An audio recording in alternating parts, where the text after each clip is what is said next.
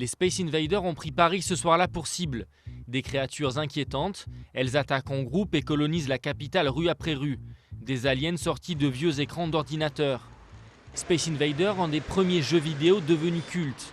L'artiste urbain éponyme, Invader, s'en est inspiré. Il y a 15 ans, il lançait une invasion mondiale. Mardi, il a fait atterrir son 1000e extraterrestre à la Générale à Paris, à l'occasion d'une exposition rétrospective. Pourquoi le Space Invader? C'est vrai qu'on peut y voir beaucoup de choses, mais pour moi, ça représente quand même les premiers balbutiements du numérique, les premiers jeux vidéo, donc tout ce qui va suivre derrière, l'Internet, les ordinateurs, etc. Dans cette exposition, ils sont partout, sur les frigos, les plafonds ou encore les chaussures.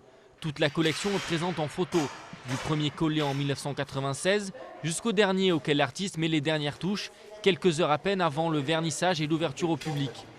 Une pièce maîtresse pour couronner la carrière d'un homme qui avance visage masqué dans le monde du street art. Je ne viens pas vraiment du graffiti, donc je ne suis pas un graffiteur. J'ai une position très particulière, mais finalement, je me suis longtemps défini comme un envahisseur, mais bien entendu, je me vois avant tout comme un artiste. Le public parisien pourra aussi découvrir le nouveau travail du créateur, le rubikubisme, en fait des tableaux créés avec des Rubik's Cube. Un travail étonnant, avec 6 couleurs, Space Invader reproduit des pochettes de ses albums préférés ou encore des tableaux de maîtres qui l'ont inspiré ou influencé. C'est vraiment une icône d'une génération. Tous les gens qui ont grandi dans les années 80 ont eu cet objet entre les mains. Et c'est vrai que du coup, je me retrouve à manier le Rubik's Cube pendant des heures dans mon atelier, tout comme un peintre pourrait mélanger de la peinture.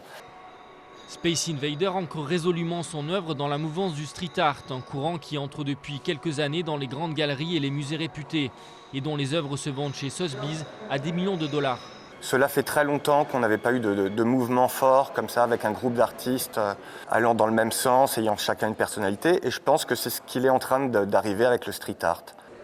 Avec cette exposition phare, Invader prend légitimement sa place aux côtés des leaders du mouvement street art, comme Banksy ou Shepard Fairey.